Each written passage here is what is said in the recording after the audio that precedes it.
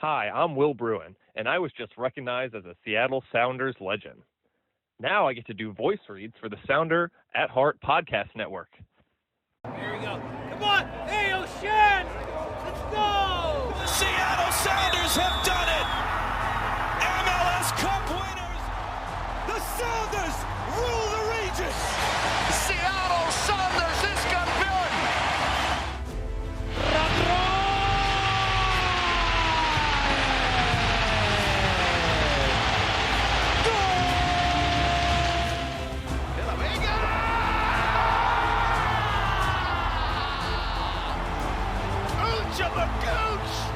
All creatures great and small. Rothrock going to collect it. He does just about. Runs into the advertising awning. Low to our left. Ball goes in. Oh, what a cross! And what a goal! Where's my copy? I got a bunch of them in the car. I'll get you some. You're handing them out for free already. How many cost on them? $50. I'll Venmo you.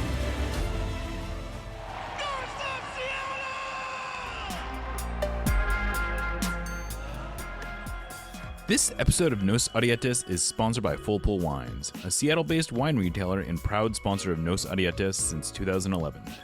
Full Pull was founded in 2009, is based in Seattle, and is owned and operated by longtime Sounders supporters.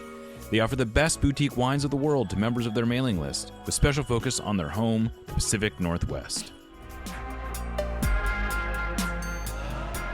Welcome back to another episode of Nos Arietes on the Sounder at Heart Podcast Network.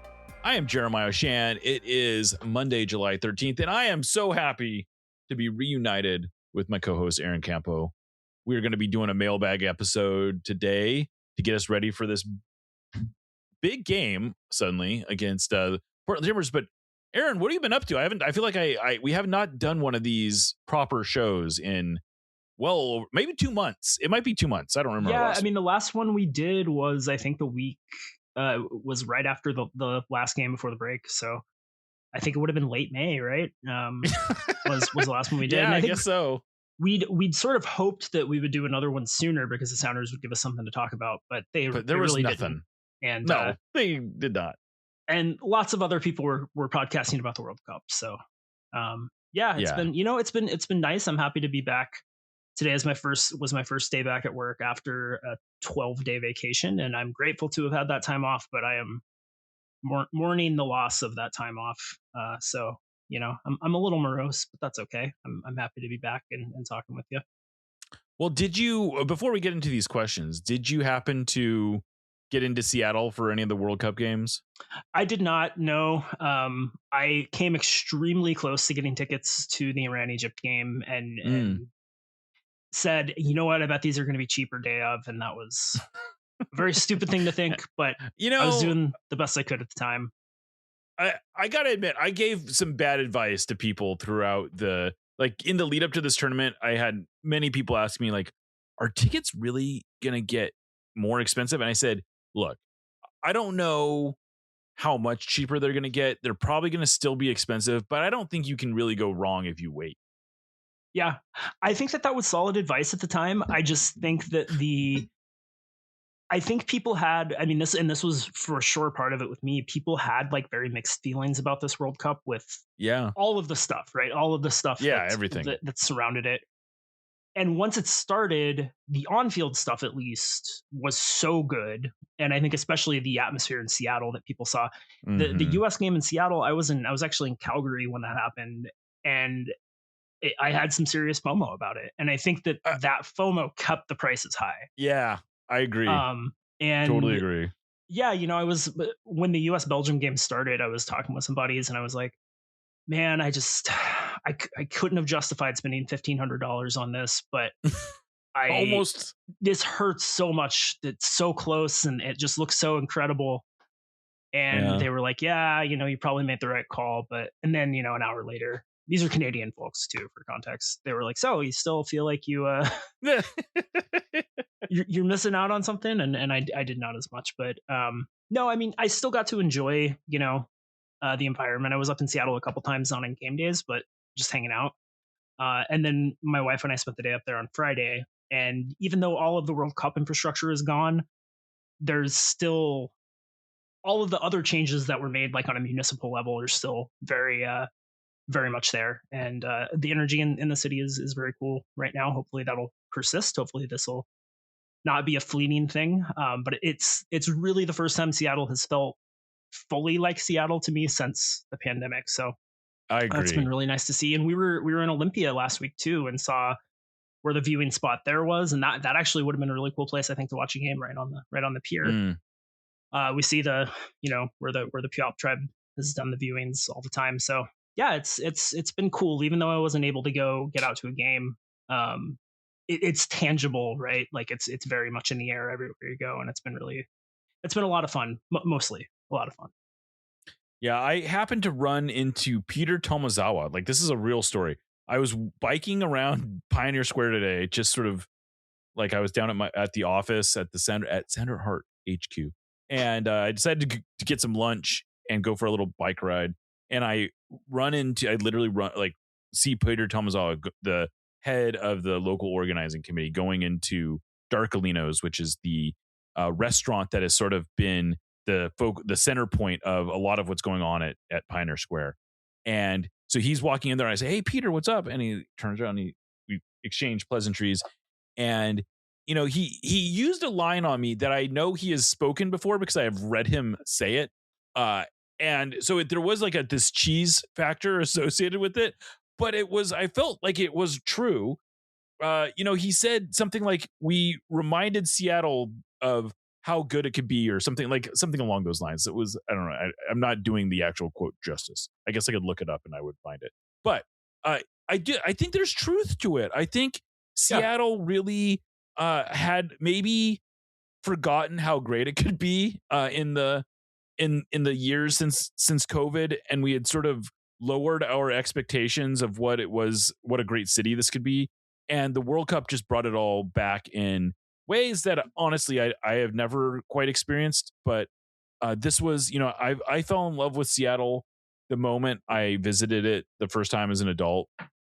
And so I've always been a big defender of Seattle, but just being completely honest, this was a level and something I had not experienced. And it was one of those things where you thought in your mind, maybe it could be like this given the right circumstances, but there does feel like there's real momentum here. And I'm glad to have played some small part in it, Yeah, absolutely. That said, we got a bunch of questions, and I'll remind everyone what a transition. I'll remind everyone that to get questions onto our podcast, you have to be in our Discord, because that's where we get that's where we field the questions. And to get into the Discord, you have to be a supporter of Sounder at Heart at the $75 level or above. If you are not at that level, I would urge you to get on that level because it's a lot of fun. There's a lot of chatter going on there. There are people always, maybe even too much, ready to talk about the Sounders and debate just about anything Sounders related that you could ever possibly want to debate. But you can also ask questions, and more importantly, it's that supporter level that is really the lifeblood of this entire operation.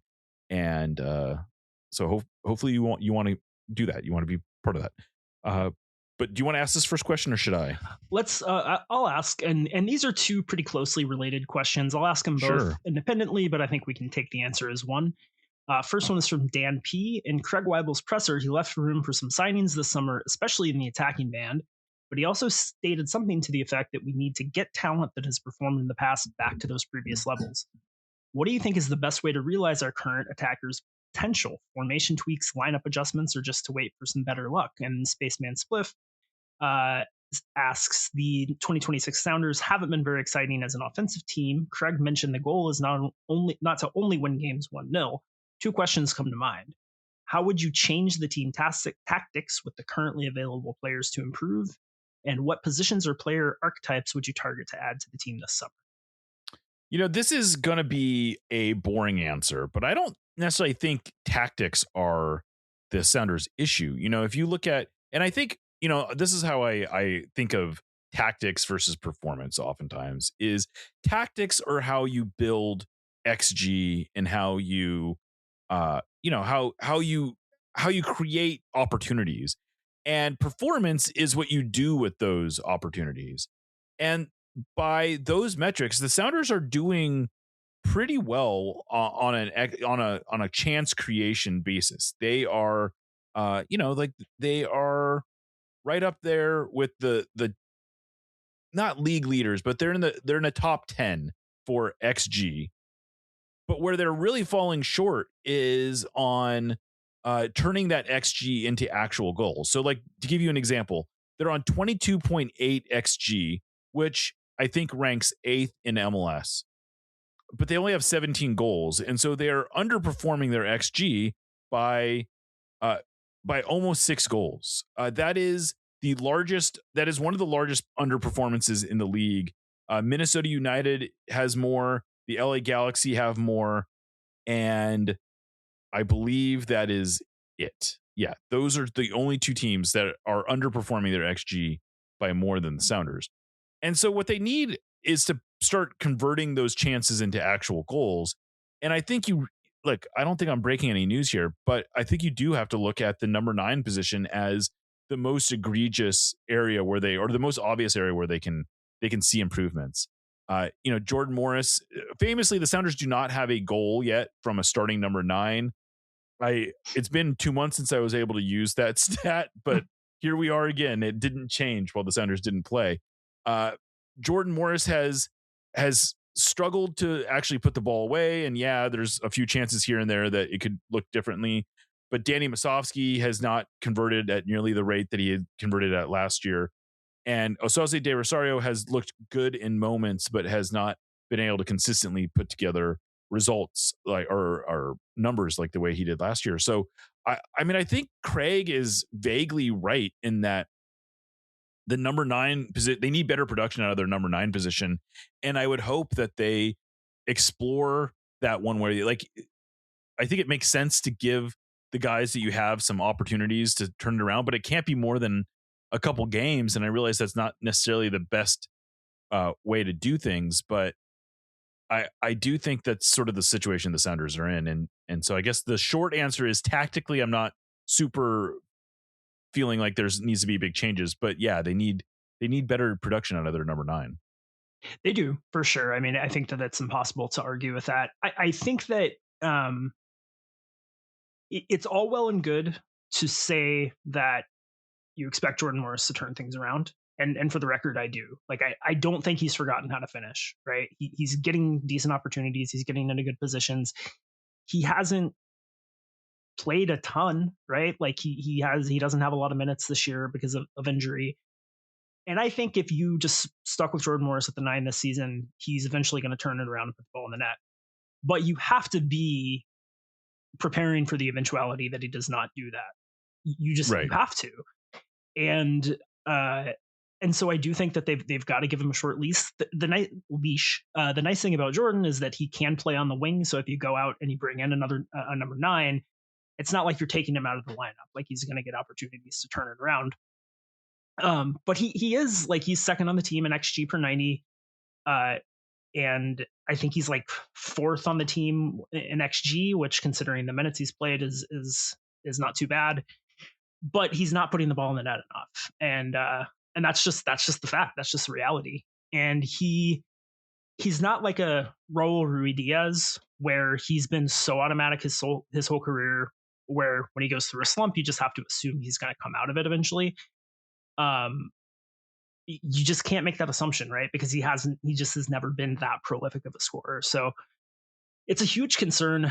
And I think you can believe that it will shake out and everything will be okay in the end, and that you're not going to need to make a move to get production out of your 9, while also saying, but just in case, we need to have some targets that we're looking at. I do think that and I think Matt Doyle made this point today, and I think it was today, might have been yesterday, where he said what the Sounders really need is somebody who's going to create chances. And I think I probably agree with that more than I would say you are, because they are creating a decent number of chances, but they're certainly not as prolific as an offense as they were last year. Absolutely. Agreed. Totally. And as much as we can't assume Jordan Morris is going to, start scoring at the clip we expect him to, or Danny Musovsky for that matter. We also can't expect that Pedro de la Vega is going to come back and be healthy and everything's going to be okay. And right. So, I mean, in that sense, like, I think they've got to bring in somebody. And I think it's who's performing at the time that you need to make a move, who's the best cultural fit, who's the guy that you feel most confident about to bring in. All of those things are going to factor into it. But I just don't think they can get out of this transfer window without bringing in an impactful, maybe not starting quality, but impactful attacking player.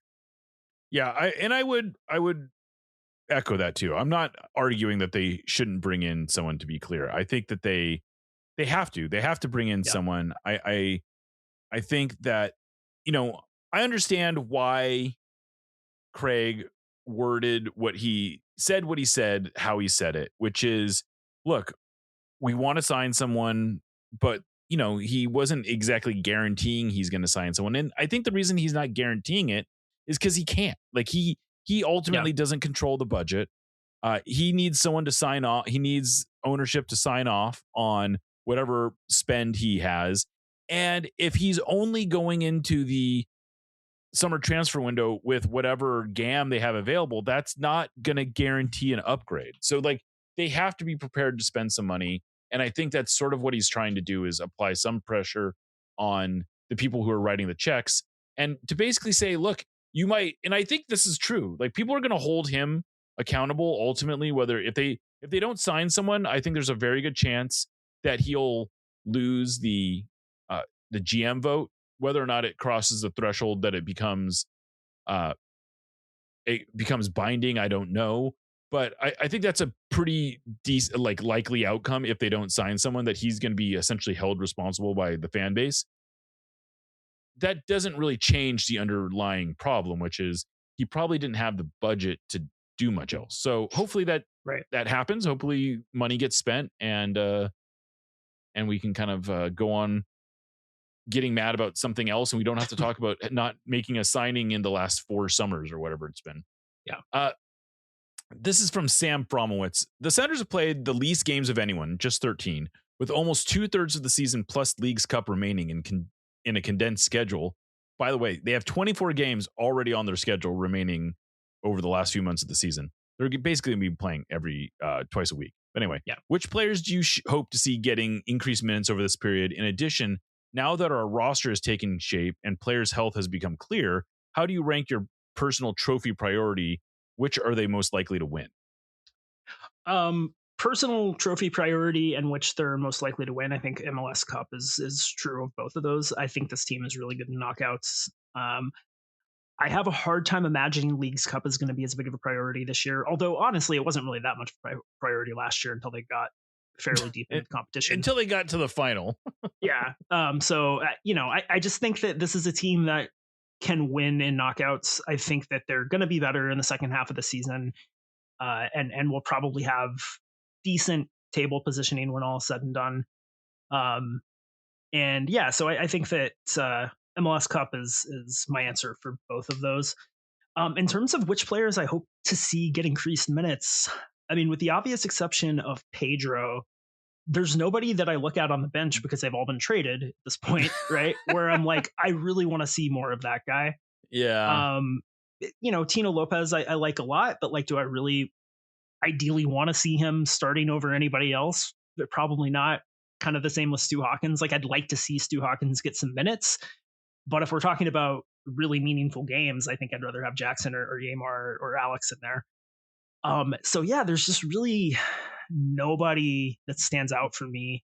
And maybe it's because it's been 6 weeks since I've seen the guys play. I don't know, but it really is like Georgie, Reed Baker Whiting, Cody Baker now are all the guys that I maybe at one point in time would have said, like, I really want that guy to get more minutes, and they're gone. So kind of a cop-out answer, I suppose, but I don't think it's a cop-out answer. I mean, I think I look at the roster too, and I say, like, which of these guys you really like. If you're just looking at the guys who have not been regularly starting, you got like Paul Arriola. So I don't know, maybe you want to see more of Paul Arriola. I don't know, but yeah, fair enough. He's not necessarily the high upside guy that I think people have in mind when they say this, right? Osaze De Rosario maybe could fit that. He's played, he's made 11 appearances though, so I don't know how much more you're really going to see him. But like Hassani Dotson has already played 600 minutes almost. Sebastian Gomez maybe is someone who fits that. But then you're talking about like, Stu Hawkins. Sure, I'd like to see more Stu Hawkins. He didn't get on the field at all. Peter Kingston. I don't know. Sure, like I wouldn't mind seeing Peter Kingston, but I don't know that the upside is really there. And then after that, I mean, Yu Sukunome, these are not players who I think anyone thinks are going to turn the Sounders season around. And so really the improvement offensively, I think, comes from one of two areas. Either the guys that you have that have been playing just start playing better, or you bring in some new talent. And I just want to back something up that I said earlier. They are not 8th in raw XG. They are 8th in XG per game. So just to kind of people are like, that's crazy. I know that they don't have that, but that's why. Yeah. Okay. Yeah. All right. Next one is from Danicus. We all watch the matches. We all form our opinions, but the fan base isn't as connected as you are with your access to practice. There's a reason I asked this one to you and not the other way around. Smart. If you had to choose one thing about the team that you wish the fan base understood better, what would it be? I think honestly, I don't hear this complaint as much anymore, I have to say, and I'm going to say that this is maybe an example of how our fan base has improved. But there used to be this sort of like ongoing belief in the fan base that these guys just aren't that good, or that they don't have to compete in practice in order to keep their spots. And I do think one of the things that I see at training a lot is, for the most part, the guys who are performing the best in training are also the guys who are playing the most. And that there's very few examples of players who are just blowing up on the training pitch and just can't get on the field. I would say Pedro de la Vega was maybe a rare example of that, who every time you watched him in training, you could see why coaches were enamored with him at various places and why they're so excited. And so it was really satisfying to see him turn around and start doing that on the pitch. But I would say that's maybe the best thing. Alternatively, I would say that when people assume that the mood is really bad at training, like, oh man, it just must be brutal down at, it's oftentimes not. Like, these guys actually get along pretty well. And, I do think they ultimately like one another, I think, is one of, for better or for worse. I think mostly for better. And so, yeah, I mean, I think I do like that people are able to get out to training some. Like, they've done a good job, I think, of getting of opening it up sometimes. Not as much as it used to be, obviously, but I think people will see like training is, it humanizes the players, I think. Yeah. Little tracks. And there have definitely been times when the players did not all like each other and they were in a shitty mood all the time. Absolutely. Training. That's absolutely true. It is good to hear. I think that this group is, just from an outside perspective, they seem extremely confident in their ability to turn things around. And also just like, I know that they feel pressure to turn things around and to succeed and perform well.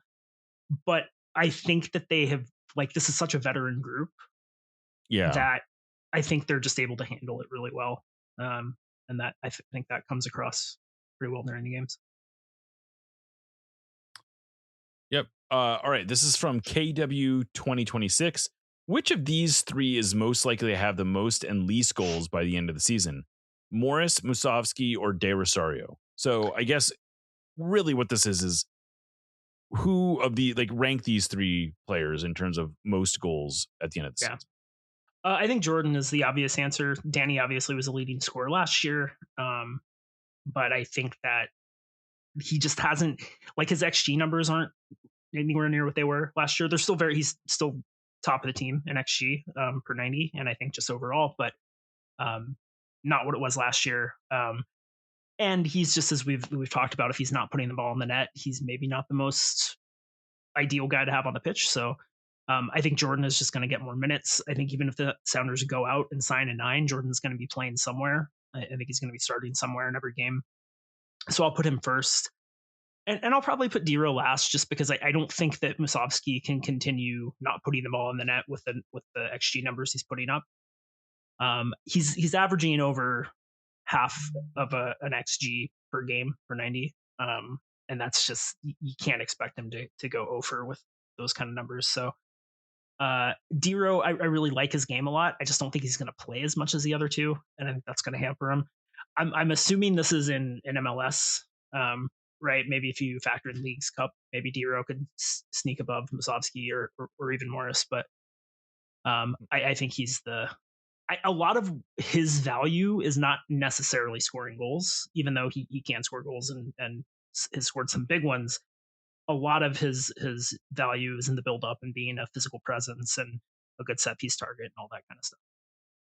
Yeah, I would agree with that ranking, and I think it's mainly a playing time issue. I think those are the players that are most likely to get on the pitch and therefore the most likely to score. Yeah. All right, this one is from Andrew. How much input into or influence over the roster does Weibel actually have? High-level acquisitions seem to be heavily restricted by Adrian's willingness to spend and to accept he's not the GM anymore, and depth decisions seem to be heavily influenced by who Schmetzer plays. You know, that's an interesting way of putting it, and I suppose you've actually made a pretty compelling argument for not as much as you might think, I guess would be the answer. Yeah. But I mean, he still ultimately makes these decisions. Like, is he limited by who he can go sign by the budget? Absolutely. Does he feel compelled to move players if they aren't getting playing time? Absolutely. But he still has say, and he still is making those decisions. Now, I'm not going to sit here and say he's the most powerful GM in the league. I would say he is probably, in terms of like the influence that he has over the roster, I would guess he's much closer to the middle, maybe even on the lower third side of things in terms of like just explicit control. But he still is making those decisions. But right. Yeah, I think Andrew makes an astute observation, which is his hands are kind of tied. Yeah. But what are you going to do about it? You know? Right. That's the organizational structure, right? Wrong or indifferent. Right. I mean, Brian Schmetzer has earned the right to have a lot of input on what the roster looks like. Right. Exactly. He has made it abundantly clear over the years that he's going to play the guys he wants to play. Hopefully I'm not speaking out of turn by saying this, but I feel like that was one of the things he and Garth would maybe butt heads about. I think that's absolutely accurate. Yeah. And Brian's still here. So, right. Do with that what you will. I think that like a move like the Jesus Ferreira Paul Arriola deal, that feels like the kind of thing that Craig is allowed to do. I'm sure he has to go to Adrian and say, I want to do this. And Adrian can say, you're not doing that. What's wrong with you? Yeah. But I think in general, he has the autonomy to make moves like that. Right. And I think in a lot of ways, like his remit is not that much different than anybody else's. Everybody's got a budget they have to work with. Everybody has to accept the reality of how much influence the coach has and make roster moves accordingly. But he's got Brian Schmetzer as the coach having a lot of input on that side of things. And then an owner who is maybe not as willing to spend on the other side. So he's probably constrained in those ways. And I think there are some people who would say, well, part of his job is convincing Adrian to spend more money. And I think that is a really interesting way of saying you don't want to blame Adrian Hanauer for any of the problems that you see with the roster strategy. I think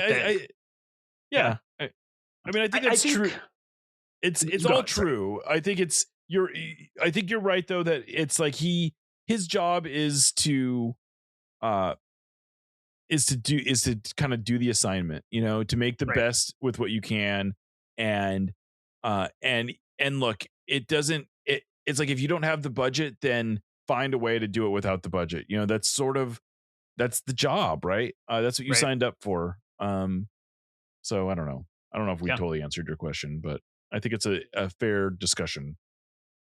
This is from a friend of the show, longtime Sounder at Heart contributor, of course, the founder of Sounder at Heart as well. Better than if the Sounders were to give 10% of ownership to a player, who would you pursue? So I'm going to answer this question pedantically, and then I'll answer it in the way that I think it was intended. The Sounders' valuation currently, what was the most recent one? Call it $1 billion for the sake of round numbers. So what soccer player do I think is worth paying $100 million to, in addition to a large playing salary in MLS? I don't know. I don't think there is one. Like, I just don't think there's a player alive that is worth that to an MLS team. You could go sign Kylian Mbappe. He's certainly worth that much money on the market. Is he worth that much to an MLS team? I'm not convinced that he is. I don't think it's going to move the needle as much. He's not Lionel Messi. Who would be okay if you could right? wave a magic wand? I'm gonna let you answer this question, but maybe this is another way of thinking about it. It is. If you could sign any player that you feel like would actually move the needle in both a off-field and on-field way, who do you think it would be? Like, I think that's the way in which the spirit of the question was intended, right? Yeah. And like, maybe it's Mbappe, because I do think he has that level of like name recognition. He's clearly like, he's maybe not, because there's the whole joke about the Real Madrid Mbappe versus the France Mbappe, and so I would imagine playing in MLS is not going to the dictator that. meme is what you're speaking to, right? Right. Well, and also just that he's a different player for France than he is for Real Madrid. Like that. It's so funny. I see people like I think I put this out on Blue Sky, but this is a little diversion. It's so weird for me as a person who mostly follows Kylian Mbappe's career by what people are saying about him and not so much watching his games. And to hear sort of like he was bad this year. And then I look at his stats. He had 42 goals in 44 games for Real Madrid.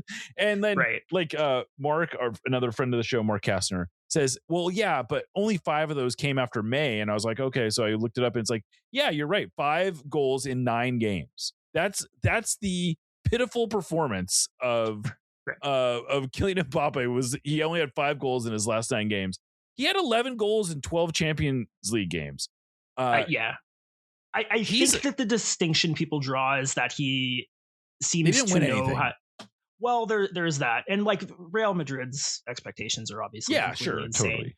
But I do think it's more about like the level of effort he's willing to put in, like defensively and pressing. Yeah, and sure, fair enough. Stuff. But I mean, he's still. But I do think I've actually changed my answer, and it's really Holland. That seems like the most obvious. I was going to say that was sort of I would think my assumption is that the players that are in this tier are like Jude Bellingham, right? Erling Haaland and Kylian Mbappe.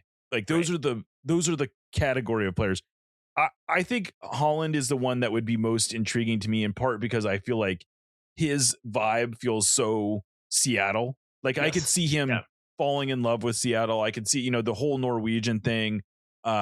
He seems to have like a self-deprecating aspect to himself. Yeah. I could see him being, a transformational star in Seattle. Right. Now, does that mean he's worth giving a portion of the franchise to? I don't know if I'd say that, but he's also 25. So if you're going to do it, he seems like that's the player I would pick. Yeah, I think he's the obvious answer. There are a lot of good players that are of the right age and caliber, but I think between the position he plays, the style of play he has, and just like him as a guy, I think would be a great fit in Seattle for sure. He's the guy, I think. But and look, it's not my ownership shares. Yeah, right. I don't like if they want to do it. I don't think he's going to do that. But if it were on the table, do I think that's a good business decision? Probably not. But I don't give not my money. But the caliber of player you're talking about is like a guy who would be making. You're basically paying like $100 million transfer fee for a player. Yeah, and I mean, and he's probably worth more than that if we're being honest. He might be worth $200 million on the transfer market. What did they say about him? That said, I wouldn't say no to any of the players on that we just talked about. I would. I think I enjoy watching Kylian Mbappe the most of all those players. like I love watching him play. I do. He's incredible. I love Bellingham too. He's just the least English player of all time, maybe. Yeah, it's probably fair. Transfer market has Haaland's value at 227.86 USD. So they'd have to give him about 25% of the club. Yeah, so that he's really out of reach, is what you're saying. Like even more so out of reach than we. They would have to give him him Paul Allen's share of the team, right? Exactly, to make the math work. Yeah. Did the Allen estate hear that? If you just give your share to Erling Haaland, maybe we can get him over here. It is, all of the money that comes in for those for the ownership stakes of Paul Allen sports franchise holdings is supposed to be reinvested back into the community. What better reinvestment back into the community than that's a great question. Like art and early childhood education. What does the Allen estate do with $9.6 billion? I mean, the honest answer is they give it to some really cool stuff, but what's 227 million of that? It's nothing. Like exactly. How much money does the Vera Project need? Does the Vera Project need $10 billion? I'm not convinced that they do. No. Sounder at Heart has been around in one form or another since 2009. In 2026, though, we make a pretty significant evolution when we go analog. Yes, that's right, in the year of our Lord 2026, we are publishing a real-life magazine. We're calling this thing 4, as in Sounder at Heart 4.0, but we're stylizing it as IV because we absolutely love Roman numeral. And if you want to refer to it as IV, that's cool too. The first issue has a comic book style cover that was hand-drawn by local artist Kevin Newber. Features by Tim Foss, Susie Rance, and Charlie Boehm, a statistical deep dive by Kat Bush, a Q&A with Brian Schmetzer, a column by G. Willow Wilson, and photographs by Noah Reif, Max Aquino, Mike Russell, and Jane Dershowitz. I could not possibly be more proud of the work everyone put into making this, and I think you're going to absolutely love it. If you'd like to get your hands on one of these limited edition copies, we're currently selling them for $15 on our website. Get yours now. Nos Odietes, admittedly, is not exactly known for our spicy takes, but that doesn't mean we want our food to be mild. Spice up your life with Haxon Ferments. Handcrafted in Georgetown and made with the best local ingredients from across the Pacific Northwest, they specialize in unique small batch fermented hot sauces and vinegars.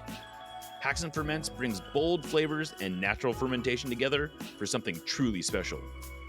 Whether you're a heat seeker or just looking to elevate your cooking, you'll find something you love at haxonferments.com. That's HAXANFERMENTS.com. And right now, if you use the code SOUNDERATHEART, that's all one word, at checkout, you will get a free hot sauce with your order. Again, go to haxonferments.com, use the code SOUNDERATHEART at checkout for a free hot sauce with your order. Haxon Ferments is a proud sponsor of the Sounder at Heart podcast network.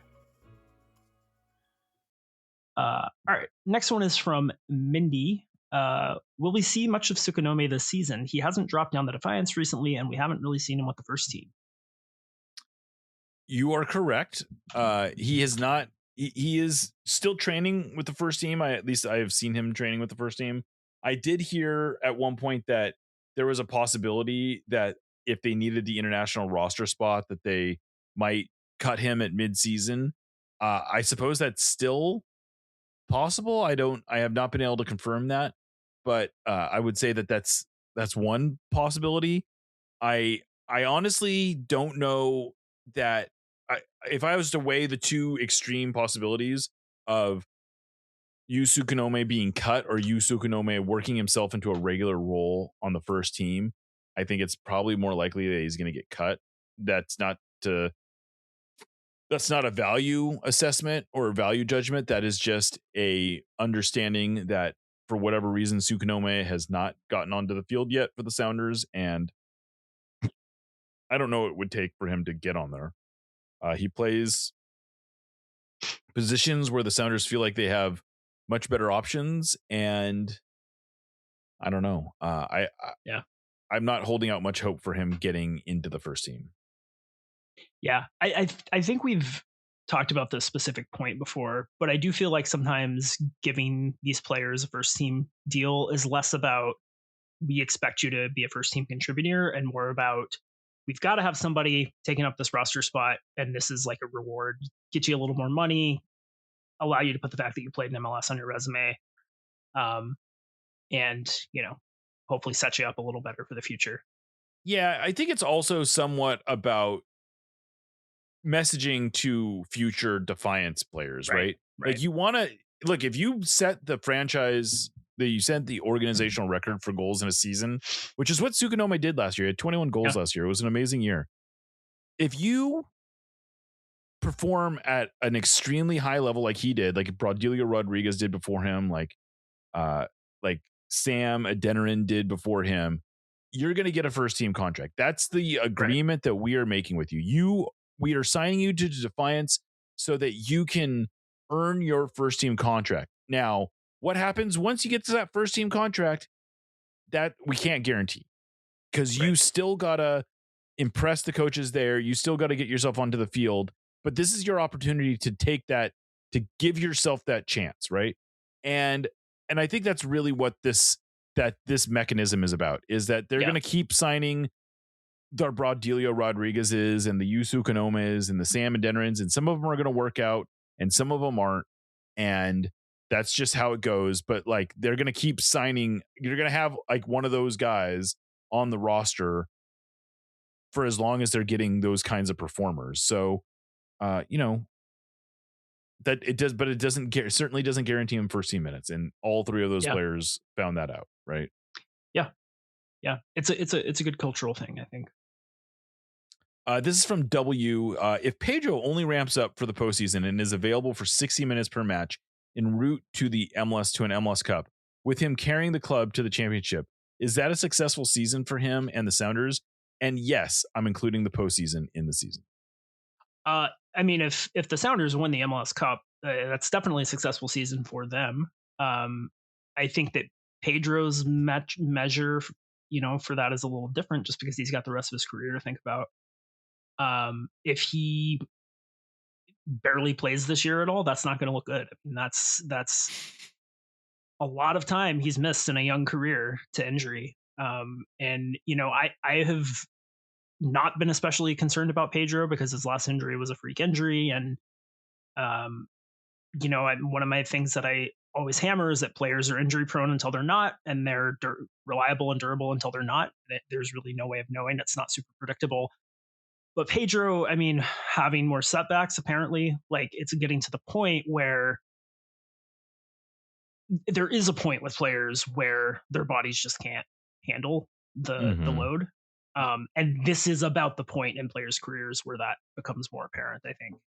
Brad Evans was a guy that got knocked for being pretty injury prone, but he just had a habit of like picking up muscle strains a couple times a year, right? He didn't miss like huge chunks of seasons and have constant injury setbacks, right? And then he became a very durable player as he got a little further in his career. I'm not saying that I'm freaked out about Pedro and that we should write him off as just being a guy who's never going to be able to stay healthy, but it's entered my mind more recently than it had in the past. I will say that for sure. And I mean, I hope I'm wrong. I hope that that's not something to worry about. To address specifically the question, though, I would say that, I mean, if he comes back for the postseason and he's a meaningful player in the postseason and he leads the Sounders to some sort of postseason success, I think that's probably going to go down as a reason, like successful. And I guess the question I guess I would ask is like, who's asking? Like, what are we trying to determine success for? What's are we saying metric? That he's worth? That makes it worth giving him another deal? I don't know, but like, I think if he plays well in important games, that justifies his being on the roster. But I don't know how much it changes his future prospects. We'll see. But like the biggest thing is he's got to stay healthy, and I really like him when he's healthy, and I understand why people are getting frustrated that he's not been and we don't know when he's coming. We still don't know when he's coming back. I mean, that's the truth. We still haven't seen him in a full training session. Maybe I'll go out to training tomorrow. Maybe he'll be out there. I don't know, but I kind of doubt it. Yeah. I think given that there was some hope that he would be, maybe starting to ramp up before the World Cup break, and now Yeah, World Cup break is over and he's not seemingly any closer is I very yep concerning. Yeah. yep totally agree. Next one from Bard. Looking back at the World Cup, what team did you enjoy watching lose the most? Man, I feel what's frustrating is the teams that I've been rooting against hardest have narrowly won a lot of games. Like I really wanted to see England suffer a bit against Mexico, and I wanted to see them, sweat it out against a couple teams, and they've done that. They've come out victorious. So it's like, as we record, England is still yeah. You're gonna hear this tomorrow, probably. So England's still alive in this tournament, and I don't even know if I'm rooting against them at this point. Argentina, another team that I was really enjoying. I like seeing how much they've suffered, but also was like wanted a little more payoff there. Like they've suffered a lot, but they still come out victorious every time. I guess Brazil, maybe.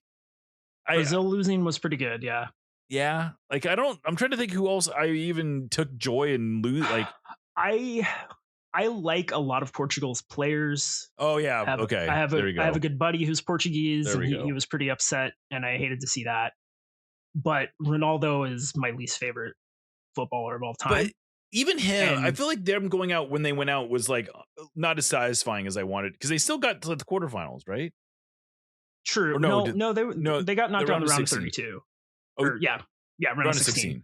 And they're a team that I think if they had played anyone other than Ronaldo up top could have won the tournament. Their midfield is absurd. Okay, yeah, Portugal definitely was, I guess. The fact that it was his last World Cup, he never won one, and that he was the main reason they got knocked out, I think makes them the most enjoyable one. Neymar making it all about him also made that enjoyable. But Argentina, I think, is the team that I most want to lose now. I love Emi Martinez to death, but I'm very tired of watching them do what they do. Spain, I find, like, I don't have any moral issues with them. I just hate watching them play. So I don't really need to see them in a final. So it's England and France for me at this point. And I actually like this England team pretty well. So I know England. I'm rooting for them at this point. It's funny how England has sort of the worm has turned. I don't even know if I'm using that right, but like I was rooting hard against England for at least a couple, like hard. I really wanted Norway to beat them. I really wanted Mexico to beat them. I think even DR Congo was before that, if I remember correctly. Yeah, I was all three of those. I was all in on, like, let's see some England go down. And now I'm like, you know what? Sure, Harry Kane sounds like a Muppet, and Alan Gordon. Is it Alan Gordon? No, Alan Gordon. No, Alan Gordon was the guy that played for the Earthquake. Yeah, what's the Gordon guy that is their winger? Oh, Anthony Gordon, right? Anthony Gordon. Yeah, all right. He seems like these guys seem like they're so English, and but Jude Bellingham is a fun player, and Saka's a fun player, and yeah, they've got there's some They've interesting. got Marcus Rashford on the team. He's a cool guy. Yeah, I mean, couple Villa players, which is big for me. Sure, totally. Yeah. I think they are. I'm not rooting against them anymore, I guess is what I'm saying. I don't want them to win the title, but like I'm rooting for them against Argentina.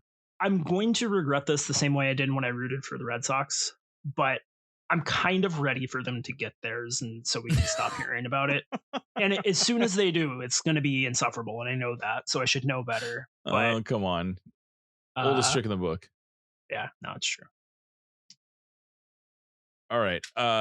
This is from Dudesby. What's the first thing that comes to mind when that was unexpected or surprising to you during the World Cup break? Could be World Cup or Sounders related. I think that the biggest thing for me is that not only did I not think that the expanded World Cup, the number of teams in the World Cup, the expanded format didn't dilute the quality. I think it added to it. Yeah. I think that, and people are allowed to disagree, but when I hear people saying like that there were worse games in this World Cup than other games, I just did not see that at all. I thought that there were a lot of really interesting teams that probably, never would have been here otherwise. Cabo Verde is the most obvious example, but there were a lot of teams who looked like real threats to get like into the quarterfinals that maybe wouldn't have qualified in past years. And I think that one of my pet theories is that the floor in soccer has been consistently being raised faster than the ceiling. And I think that sort of was borne out in this World Cup. It was a lot of fun. There were a lot of crazy games. Some of the worst teams to watch from just like a stylistic perspective for me have been some of the best ones, right? The objectively the best teams. Switzerland I thought was awful to watch. Spain is not my cup of tea by any stretch of the imagination. And then some of the teams that didn't really have a puncher's chance, but showed up and made some teams sweat. They were a blast to watch. So I think that's the thing that was really surprising, because I was nervous as somebody who really wanted the expanded format to work.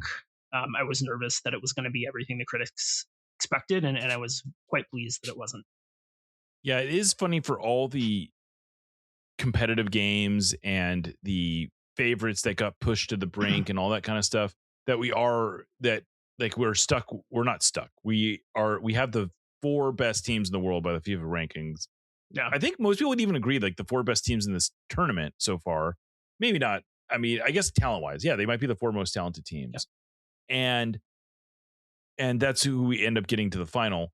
But my biggest surprise, and I will agree with you, I think that the quality of play has been better. I will say that the one complaint I have with the format is that we had more games in the group stage where it wasn't, whether or not they were literally dead rubbers, there were a lot of games that just didn't feel like they had as much consequence because of how many teams advanced. But that's more of a quibble than a real complaint. The thing that I think I was most surprised by is just how robust the fan culture is, and how even that it's like you couldn't put up enough blockades to keep people from watching their teams, but especially like filling these that we are so close to sold out stadiums everywhere around this, like that the prices just didn't matter as much as I thought they would, that the politics of it didn't matter as much as I thought that they would, that the vibes were just ultimately really good. Like that was shocking, frankly, to me. And I'm glad that it worked out this way. And it's a reminder that people want to have fun, that people want to love each other, and that they want to be surrounded by good energy. And that if we give them the opportunity, that, oftentimes our better angels prevail. And it's been really nice seeing that, even as politics continue to go crazy, and sort of this that the World Cup seems to exist in this sort of alternate universe or something. Yeah, I do think that it's a pretty clear example of the idea that the US is a much better place than its leaders would have you expect. Yeah. Exactly. And I think that as much of that as much of that as possible, I hope came across with the way things have gone in the US. And I don't expect anybody to care, right? Like if you live in a country that's been targeted by us, like I don't expect you to give a shit about that. But it's a good reminder for us, right? That like, hey, exactly. We don't actually deserve to live in hell. Like we can have some good times. All right, next one is from Josh. We get so few apples to apples comparisons to help measure MLS's global relevance in contrast to other top leagues, but the World Cup is one of those events. Via the very fun dashboard by Discord user Dondo, we can see MLS had the 6th most players rostered in this World Cup and the 6th most minutes played. How do you interpret this best of the rest milestone for MLS? Is it even meaningful given how large the gap to 5th is? And I will also say that this is a cool data viz that Dondo put together here. Some cool info in there. But yeah, MLS 6th most minutes. That is cool. I think it's more illustrative of what we've been sort of saying for a while, which is MLS is still it's like a pretty relevant league in terms of the talent that it brings in, that the quality of play. And, like I would imagine if you did the median player in the league, it probably is skewed a lot probably by Leo Messi's, but not entirely. And I think that to the point, like once you get outside of those top 5 leagues, it's like the gap from 5 to 6 is huge, but then the gap from 6 to probably 12 is relatively small, is my suspicion. I have not actually looked at this viz. I should probably do that. But what was the question? I think just generally, like, does that surprise you? How do you what do you make of it? Yeah, I mean, I don't know. I think it's the MLS is a good league, and that the main problem that we have is not the baseline quality, it's the way that we package it and sell it. And I think we still have, there's still I think getting into that top 5 though is pretty important to, I think, MLS really breaking through sort of the ceiling that it's running up against right now. Yeah, I think that it is skewed by a few players to some degree, but like the same is true. So right behind the US are the Saudi leagues, right? 48 players, and then I think also like right behind in the number of minutes. I found it. And a lot of that is because most of the West Asian teams are players that play exclusively in the Saudi leagues. Most of Turkey's players play in Turkey. And that's not as much the case. Like there's players from all over that are playing in the US. Now, the interesting thing is that at least 2 of the players that qualify as played in US leagues do not play in MLS. They play in USL. So that is one consideration. So in terms of, by number of players, US and Saudi Arabia are tied, I believe. But still, I think it is like, it's meaningful, right? The fact that twice as many players that play in US leagues as played in Liga MX is pretty interesting, right? Mm-hmm. So I don't know if you can use it as like an absolute takeaway for MLS is the 5th best league in the world, right? And I don't think anybody is making that point. But I do think that it's got to be harder and harder for people to make good faith arguments that MLS is not a relevant league that's up there with, a lot of the 2nd or 3rd tier European leagues, and right behind other leagues in the Western Hemisphere, if not on top of most of them. Yeah.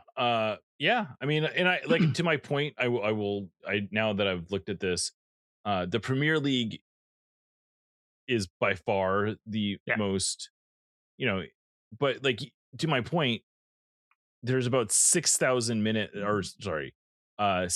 minutes gap between Italy and the United States in terms of minutes. And the gap from the US down to almost the bottom is about the same size. Right.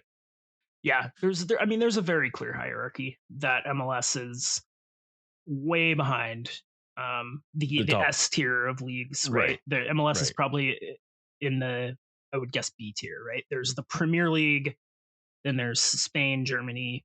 Right.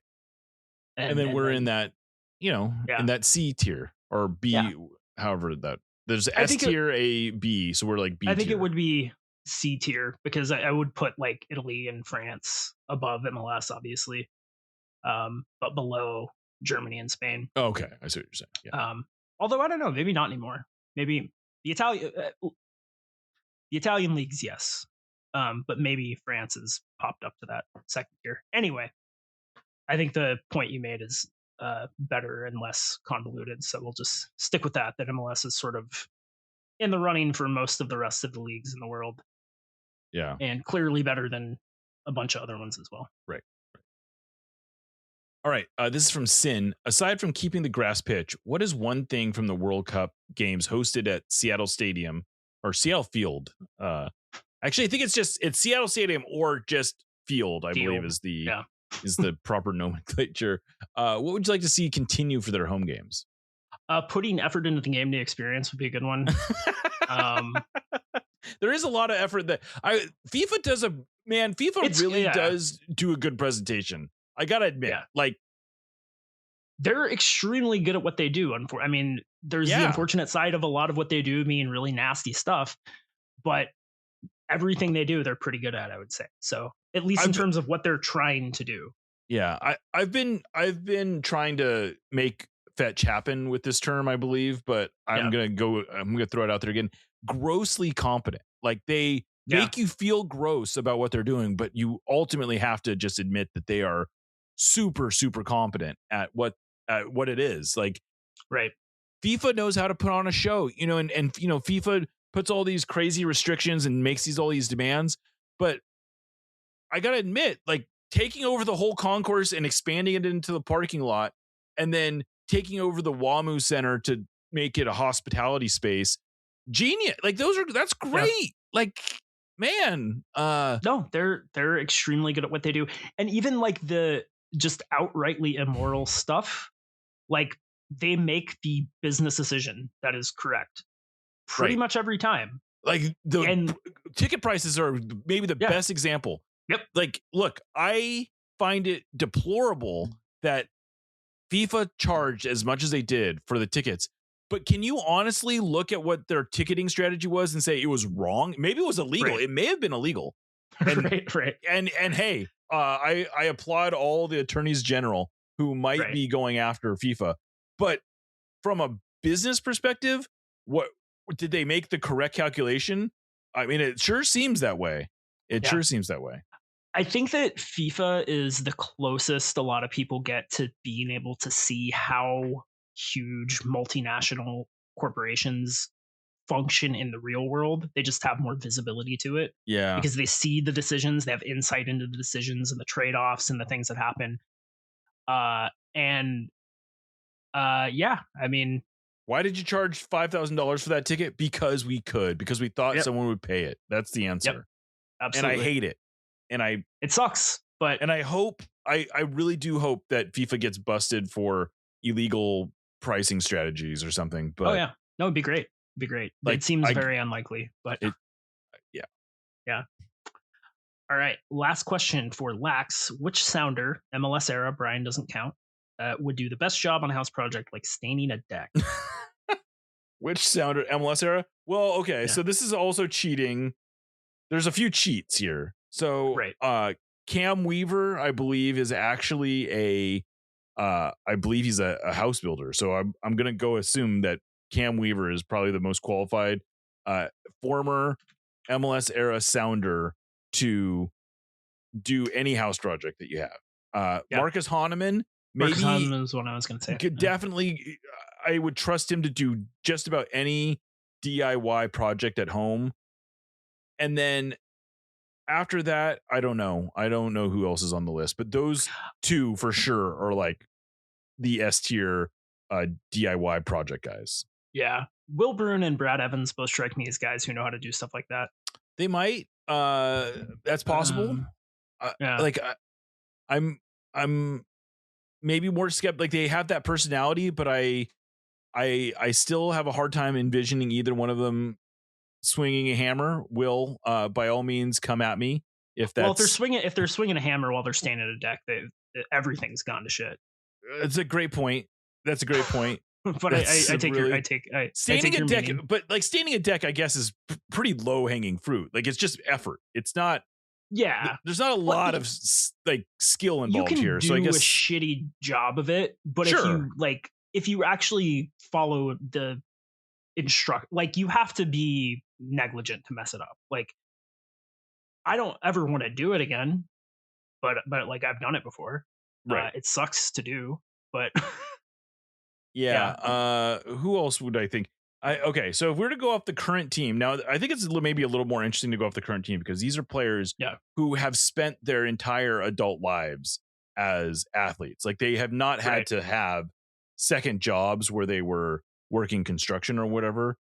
Right. And from the current crop of players, I'm going to say something about Alex Roldan strikes me as real salt of the earth, capable of doing real work that I would trust him to. I could see that. I think I would trust him the most.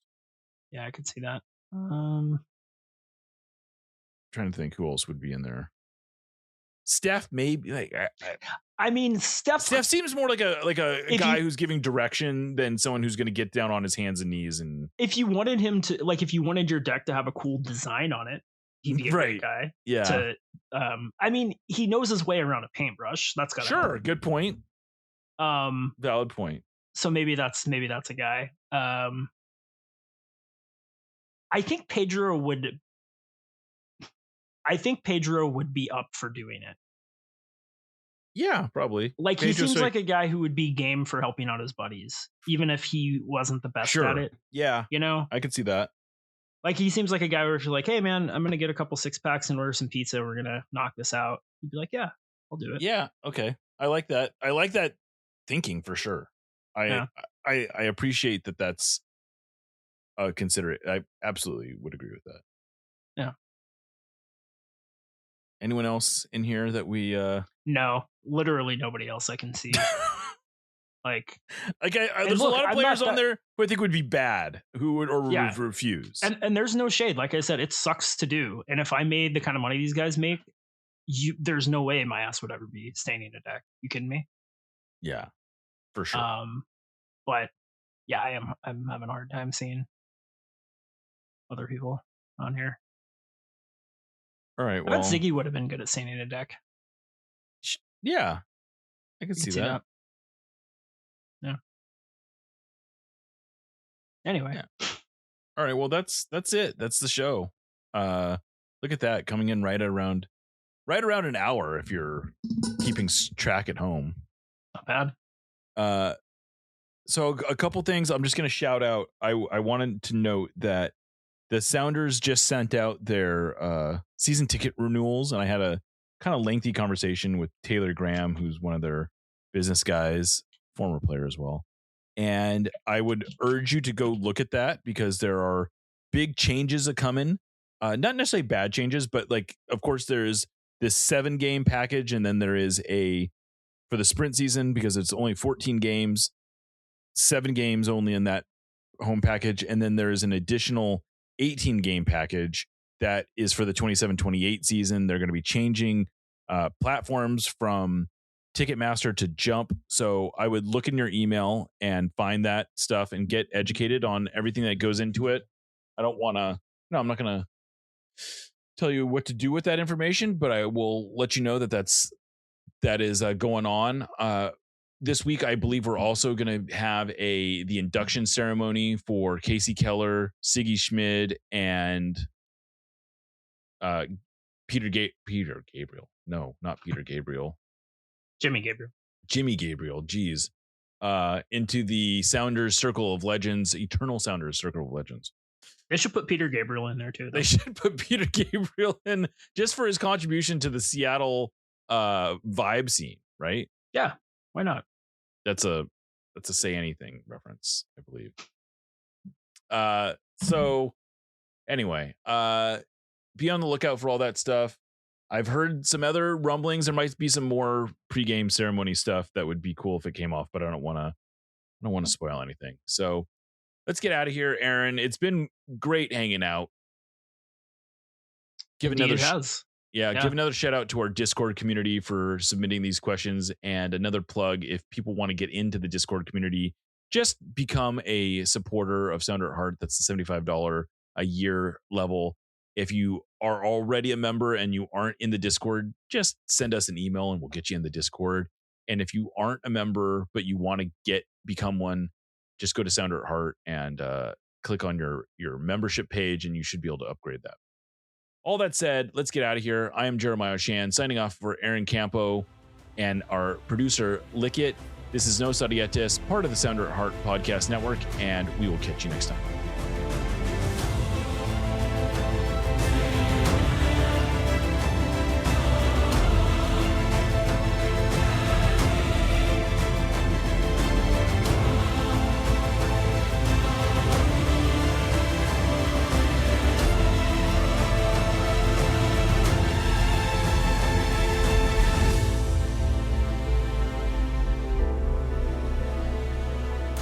Let's go Sounders.